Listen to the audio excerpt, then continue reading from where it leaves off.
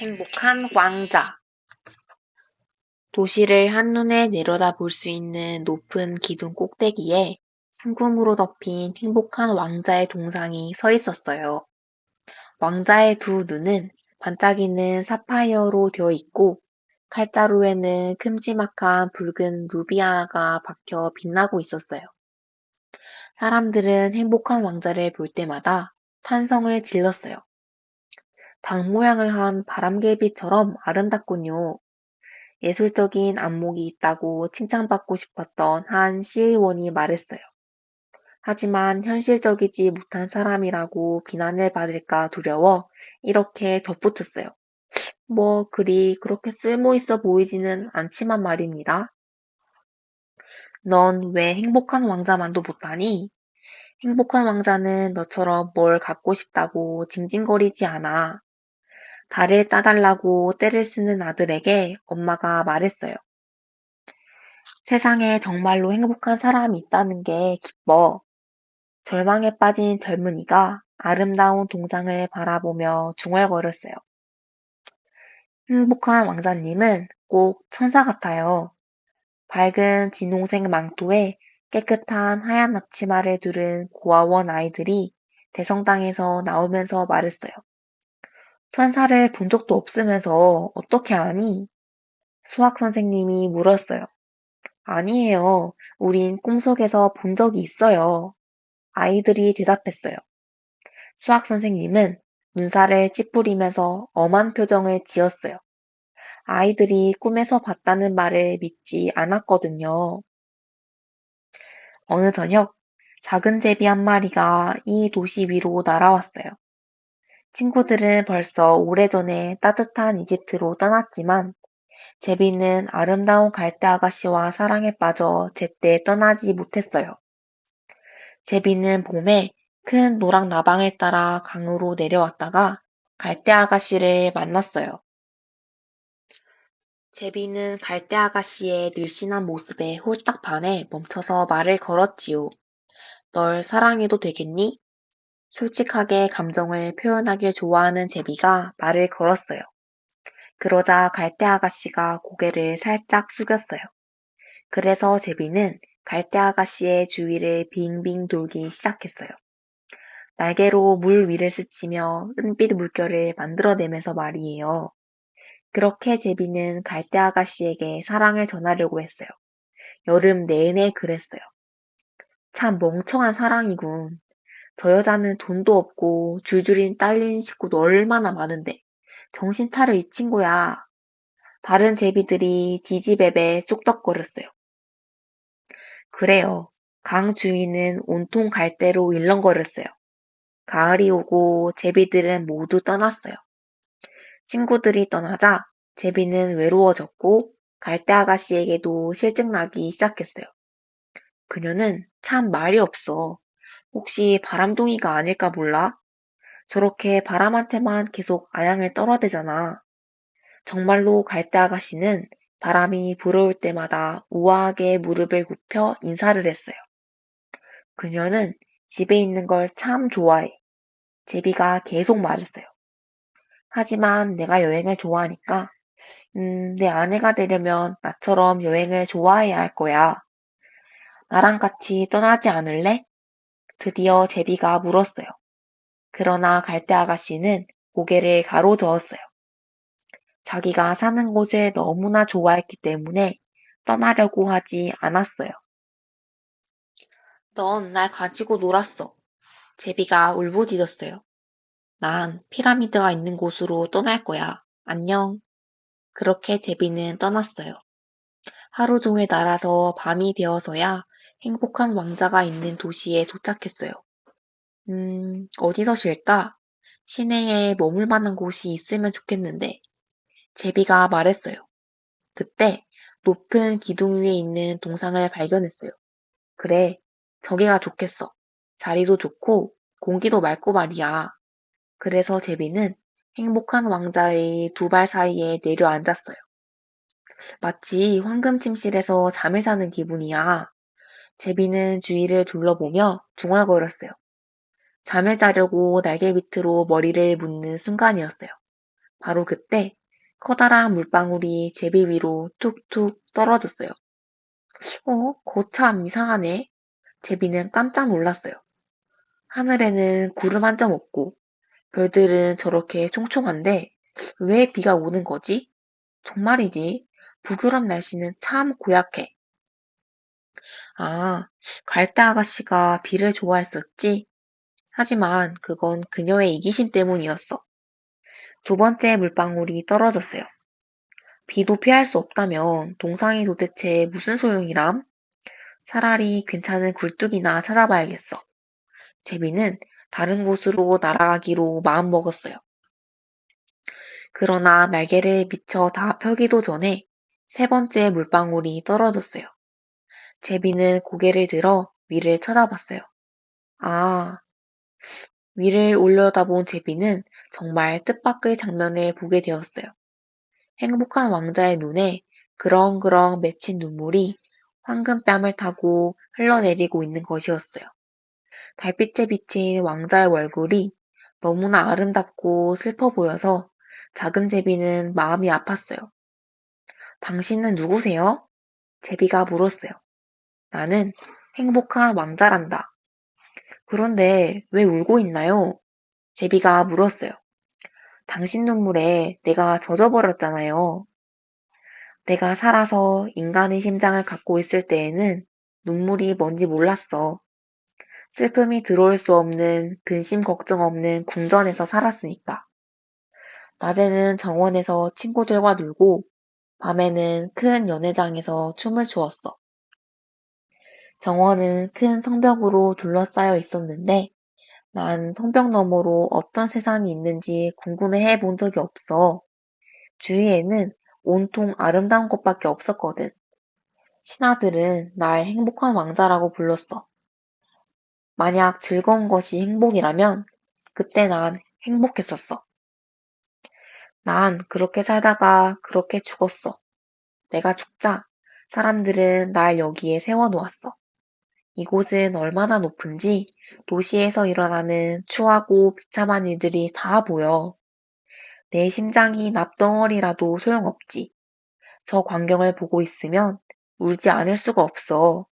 동상이 말했어요. 뭐? 황금덩어리가 아니란 말이야? 제비는 속으로 생각했어요. 하지만 예의 바른 제비는 마음속의 생각을 큰 소리로 내뱉지는 않았어요. 저 멀리 동상에서 나지막하고 부드러운 목소리가 계속 흘러나왔어요. 저 멀리 골목길에 낡은 집 한 채가 있단다. 창문 하나가 열려 있는데 그 창문으로 탁자 옆에 앉은 여인이 보여. 지쳐 보이는 헬쑥한 얼굴에 손은 온통 바늘에 찔려서 피로 물들어 있어. 그녀는 재단사야. 여왕의 시녀들 중에서 제일 예쁜 시녀가 다음 궁중 무도회 때 입을 비단 드레스에 시계촉꽃 무늬를 수놓고 있는 중이야. 방 한쪽 구석 침대에는 어린 아들이 아파서 신음하고 있어.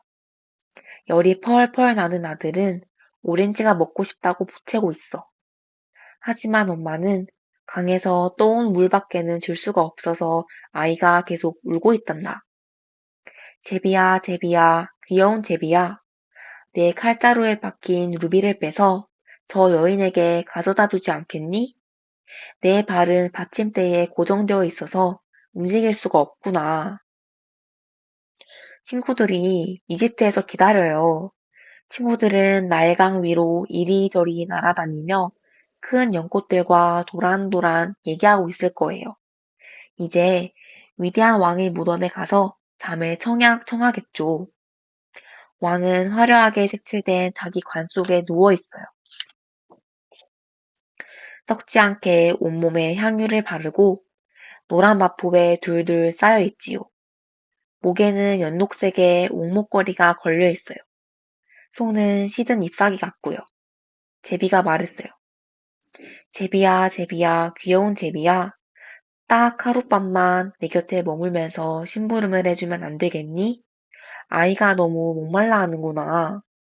그래서 저 어머니의 마음이 더 아프단다. 왕자가 말했어요.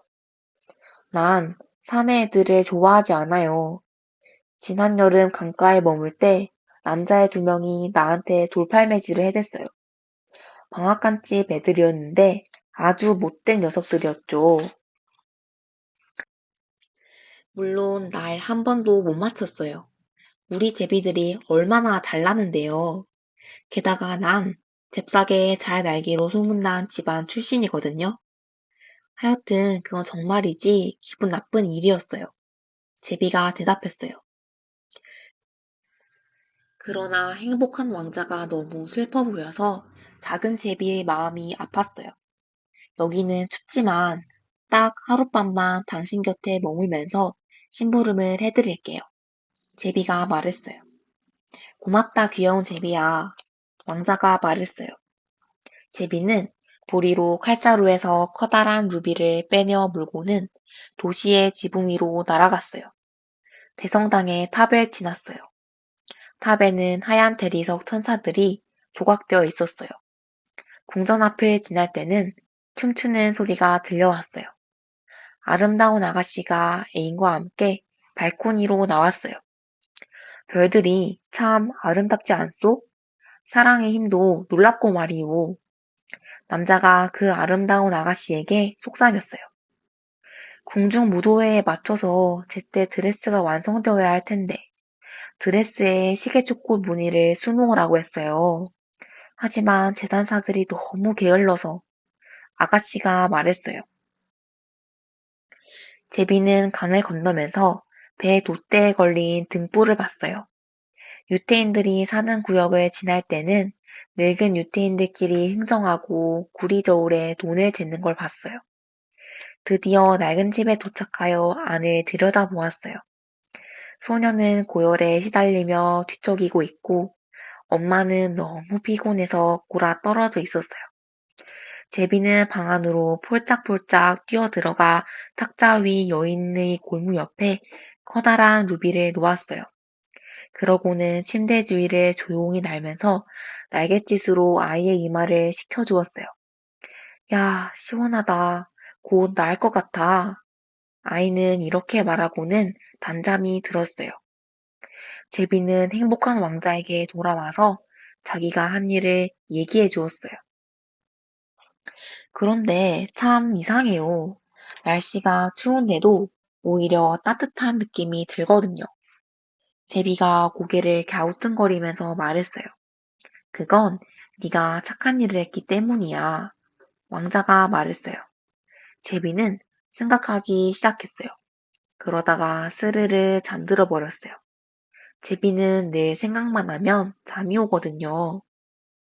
날이 밝자 제비는 강으로 날아가서 목욕을 했어요. 새를 연구하는 조류학 교수가 다리를 건너다가 그 광경을 보았어요. 추운 겨울에 제비라니. 참 신기한 현상이야. 조류학 교수는 지방신문에 이 일에 관해 길고 어려운 편지를 썼어요. 사람들마다 이 편지를 인용했지요. 그 정도로 편지에는 알 수 없는 어려운 용어들로 가득 차 있었어요. 오늘 밤에는 이집트로 떠나야지. 제비가 말했어요. 떠날 생각을 하자 마음이 들떴어요. 제비는 공공기념물들을 다 둘러보고 교회의 뾰족탑 위에 한참 동안 앉아 있었어요. 그가 가는 곳마다 참새들이 짹짹거렸어요. 와, 참 잘생겼다. 그 말에 제비는 어깨가 으쓱해졌어요. 달이 뜨자 제비는 다시 행복한 왕자에게 날아갔어요. 이집트에 심부름 시킬 건 없나요? 제비가 물었어요. 난 곧 떠나요. 제비야, 제비야, 귀여운 제비야. 하룻밤만 더 있어주면 안 되겠니? 왕자가 말했어요. 이집트에서 내 친구들이 기다려요. 내일이면 친구들은 두 번째 폭포까지 날아갈 거예요. 파피루스 풀 속에는 하마가 웅크리고 있고 화강암으로 된 거대한 의자에는 memnun신이 앉아 있지요. memnun신은 밤새도록 별을 바라보다가 새벽별이 빛날 때 기뻐서 크게 한번 소리를 지르고는 이내 잠잠해져요. 정오가 되면 누런 사자들이 물을 마시러 물가로 내려와요. 눈은 초록빛 에메랄드 같고 으르렁거리는 소리는 폭포 소리보다 커요. 제비야, 제비야, 귀여운 제비야. 저 아래 도시 저편에 말이다. 지붕 밑 다락방에 사는 한 젊은이가 보여. 종이장이 어지럽게 흩어져 있는 책상 위에 고개를 푹 숙이고 있구나. 옆에 놓인 물컵에는 시든 제비꽃 한 다발이 꽂혀 있어. 짧은 갈색 곱슬머리에 입술은 석류처럼 붉고 저 커다란 눈망울은 꿈을 꾸는 듯해. 지금 극장 연출가에게 보낼 희곡 한 편을 끝내려고 하는데 너무 추워서 더 이상 글을 쓸 수가 없나 봐. 난로에는 불도 없고 젊은이는 너무 배가 고파서 쓰러져 있어. 좋아요. 당신 곁에 하룻밤만 더 있죠. 또 루비 하나를 갖다 주면 되나요? 정말로 마음씨가 착한 제비가 말했어요. 아, 이제 루비는 없어. 남은 건 두 눈뿐이야. 내 눈은 천년 전 인도에서 가져온 희귀한 사파이어란다. 하나를 뽑아서 그에게 가져다 주렴. 보석상에 팔면 장작도 사고 희곡도 완성할 수 있을 거야. 왕자가 말했어요. 사랑하는 왕자님, 그렇게 할 수는 없어요. 제비가 훌쩍거리기 시작했어요. 제비야, 제비야, 귀여운 제비야. 내가 시키는 대로 해줘. 왕자가 말했어요. 하는 수 없이 제비는 왕자의 눈을 뽑아서 젊은이가 사는 다락방으로 날아갔어요. 지붕에는 구멍이 하나 뚫려 있어서 안으로 들어가기가 쉬웠어요. 젊은이는 양손에 머리를 파묻고 있어서 새의 날갯짓 소리를 듣지 못했지요. 하지만 나중에 눈을 들었을 때 시든 제비꽃 옆에 놓인 아름다운 사파이어를 발견했어요. 사람들이 드디어 날 인정하기 시작했어. 이건 어느 열렬한 후원자가 보내준 걸 거야. 이제 대본을 마칠 수 있게 되었어. 젊은이는 기뻐 소리쳤어요. 다음날 제비는 항구까지 날아 내려갔어요. 뱃사람들이 배 밑에서 밧줄로 큰 괴짝들을 끌어올리는 걸 봤어요. 그들은 괴짝을 끌어올릴 때마다 영차, 영차 하고 소리쳤어요. 이집트로 난 떠날 거야. 제비는 굳은 목소리로 외쳤어요. 하지만 아무도 귀 기울이지 않았어요. 달이 뜨자 제비는 행복한 왕자 곁으로 돌아왔어요. 작별 인사를 하려고 왔어요. 제비가 말했어요. 제비야, 제비야, 귀여운 제비야. 하룻밤만 더 있어주면 안 되겠니? 왕자가 말했어요. 겨울이에요. 여긴 곧 차가운 눈이 내릴 거예요. 이집트에는 종려나무 위로 따뜻한 햇살이 내리쬐고 있을 텐데 악어들은 진흙 속에 엎드려 느긋하게 주위를 둘러볼 거예요. 내 친구들은 신전에 둥지를 틀 테고 붉은 비둘기와 흰 비둘기들은 구구거리며 친구들을 바라보고 있겠죠. 사랑하는 왕자님, 전 떠나야 돼요. 그렇지만 영원히 당신을 잊지 않을게요. 내년 봄에 돌아올 때에는 당신이 사람들에게 나눠준 보석들을 대신할 아름다운 보석 2개를 가져올게요. 붉은 장미보다 더 붉은 루비와 거대한 바다보다 더 푸른 사파이어를 가져다 드릴게요. 제비가 대답했어요. 저 아래 광장에 성냥팔이 소녀가 서 있단다. 그런데 그만 성냥개비를 하수구에 다 쏟아서 못 쓰게 되었어. 돈을 못 벌어 가면 아버지한테 맞을 거야. 그래서 소녀가 울고 있어. 신발도 양말도 못 신고 조그만 머리에는 아무것도 쓰지 않았구나. 자, 어서 내 남은 눈을 뽑아서 저 소녀에게 가져다 주렴. 그러면 아버지한테 매맞지 않을 거야. 행복한 왕자가 말했어요. 당신 곁에 하룻밤 더 있으라면 있겠어요. 하지만 난 당신의 눈을 뽑을 수는 없어요. 나머지 눈마저 뽑아버리면 당신은 영영 앞을 보지 못하게 돼요. 제비가 슬픔을 참으면서 말했어요. 제비야, 제비야, 귀여운 제비야. 내가 시키는 대로 해줘. 왕자는 간절히 부탁했어요. 제비는 왕자의 남은 눈을 뽑아 빠르게 날아갔어요. 소녀 곁을 휙 스치면서 손바닥 위에 보석을 살짝 올려놓았어요. 이야, 참 예쁜 유리 조각이네. 소녀는 이렇게 소리치고는 웃으며 집으로 달려갔어요. 제비는 왕자의 곁으로 돌아왔어요. 이제 당신은 앞을 볼 수가 없어요. 그러니 제가 평생 당신 곁에 지킬게요. 그건 안 돼, 귀여운 제비야. 어서 이집트로 떠나. 가엾은 왕자가 말했어요. 아니에요. 영원히 당신 곁에 있겠어요. 제비는 이렇게 말하며 왕자 옆에서 잠들었어요. 이튿날, 제비는 온종일 왕자 곁에서 낯선 나라들을 돌아다니며 본 것들을 얘기해 주었어요. 나일 강변에 기다랗게 줄지어 서서 부리로 금붕어들을 잡아먹는 붉은 따오기 이야기, 이 세상만큼이나 오래되었고 사막에 살면서 세상의 모든 일을 다 아는 스핑크스 이야기, 줄에 꿰인 호박구슬을 손에 쥐고서 낙타를 이끌며 장사하는 대상 이야기, 흑단처럼 까만 피부를 가진 왕이 달의 산맥에 살면서 큰 수정을 숭배하는 이야기들을 들려주었어요. 또 20명의 제사장들이 주는 꿀떡을 먹으며 종려나무에 또아리를 들고 자는 큰 초록뱀 이야기와 크고 넓은 잎사귀를 타고 거대한 호수를 건너면서 나비와 끝없이 싸우는 난쟁이 부족 이야기도 해주었어요. 사랑스러운 귀여운 제비야, 참 신기한 얘기들이구나. 그렇지만 인간이 당하는 고통보다 더 놀라운 건 없단다. 비참함보다 더 큰 신비는 없지. 귀여운 제비야, 이 도시를 날아다니면서 네가 본 것들을 말해다오. 그래서 제비는 큰 도시 위로 날았어요. 부자들은 으리으리한 집에서 즐겁게 먹고 마시고 있는데 거지들은 그 문 앞에서 구걸하는 게 보였어요. 음침한 골목을 따라가니 굶주린 아이들이 창백한 얼굴로 깜깜한 골목을 멍하니 바라보고 있는 것도 보였지요. 다리의 아치 밑에는 두 어린아이가 서로 부둥켜 안고서 몸을 비비며 추위를 달래고 있었어요. 너무 배가 고파. 아이들이 말했어요. 여기서 자면 안 돼. 야경꾼이 빽 하고 소리를 지르자 아이들은 빗속으로 도망쳤어요. 제비는 돌아와서 그가 본 것을 얘기해 주었어요. 내 몸은 순금으로 덮여 있어. 이 금박을 한 장씩 떼어다가 가난한 사람들에게 나누어 주렴.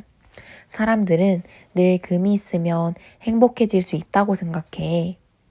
제비는 한 장 한 장 황금박을 떼어내었어요.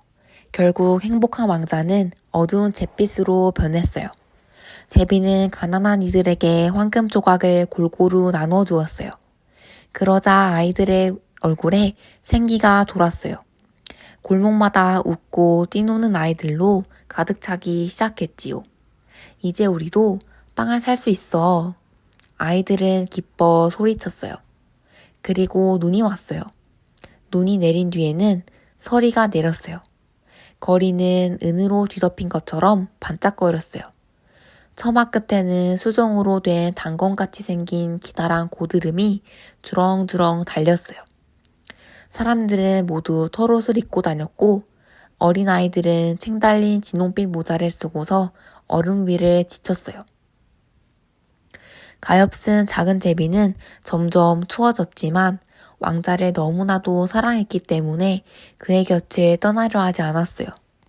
제비는 빵집 주인이 보지 않을 때 빵집 문 앞에 떨어진 빵 부스러기를 쪼아 먹고 양날개를 파닥거리며 몸을 녹이려고 했어요. 하지만 제비는 자기가 곧 죽을 거라는 걸 알았어요. 남은 힘을 다해 마지막으로 왕자의 어깨 위로 날아올랐어요. 사랑하는 왕자님, 잘 있어요. 마지막으로 당신의 손에 입 맞춰도 될까요? 제비는 힘없는 소리로 말했어요. 귀여운 제비야, 드디어 네가 이집트로 떠난다니 기쁘구나. 여기에 너무 오래 있었지? 내 입술에 입 맞추렴. 난 널 사랑하니까. 왕자가 말했어요. 제가 가는 곳은 이집트가 아니에요. 죽음의 집으로 가는 거예요. 죽음은 잠자는 것과 다르지 않을 거예요. 그렇죠? 제비가 말했어요. 제비는 행복한 왕자의 입술에 입을 맞추고는 왕자의 발밑에 떨어져 죽었어요. 순간 동상 속에서 뭔가 깨지는 것 같은 이상한 소리가 났어요. 그래요. 나무로 된 심장이 두동강이 났어요. 그날은 유난스레 추운 날이었어요. 이튿날 아침 일찍 시장이 시의원들과 함께 광장 아래쪽을 지나고 있었어요. 기둥 앞을 지나가다가 동상을 올려다보게 되었지요. 아니, 행복한 왕자가 왜 저렇게 됐어? 너무 초라하게 짝이 없잖아. 시장이 말했어요. 정말 초라하게 짝이 없군요.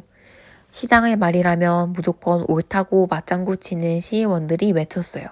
그들은 동상을 살피러 위로 올라갔어요.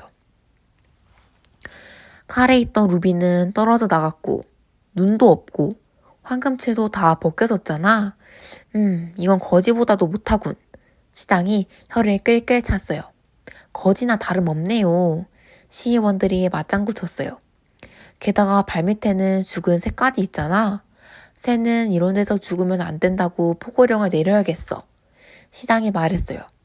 서기는 시장이 하는 말을 열심히 받아 적었어요. 그래서 행복한 왕자의 동상은 치워졌어요.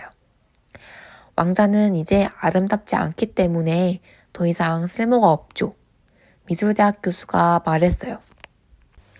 사람들은 동상을 용광로에 넣어 녹였고 시장은 이 녹인 쇠붙이를 어떻게 처리할지 결정하기 위해 회의를 열었어요. 당연히 또 다른 동상을 만들어야 되죠. 바로 내 동상을 세워야 됩니다. 시장이 거만하게 말했어요. 아니요, 내 동상을 세워야 됩니다. 시의원들도 저마다 자기의 동상을 만들어야 한다고 목소리를 높여 싸웠어요. 내가 마지막으로 그들에 관해 들었을 때도 여전히 싸우고 있다고 들었어요. 거참 이상하네. 깨진 납심장은 용광로에서도 녹지 않으니까 말이야. 쳇, 갖다 버려야겠군. 조물공장 공장장이 말했어요. 그래서 납심장은 죽은 제비가 버려진 쓰레기 더미 위로 던져졌어요. 이 도시에서 가장 귀한 것 2가지를 가져오너라. 하나님이 천사에게 명령했어요. 그러자 천사는 하나님께 납심장과 죽은 새를 가져왔어요. 잘 골랐구나. 하나님이 말했어요. 이 작은 새는 나의 천국의 동산에서 영원히 노래할 것이고 행복한 왕자는 나의 황금 도시에서 나를 찬양할 것이니라. 친구들, 이 이야기 재밌었나요? 우리는 다음 시간에 또 다른 이야기로 만나요. 안녕.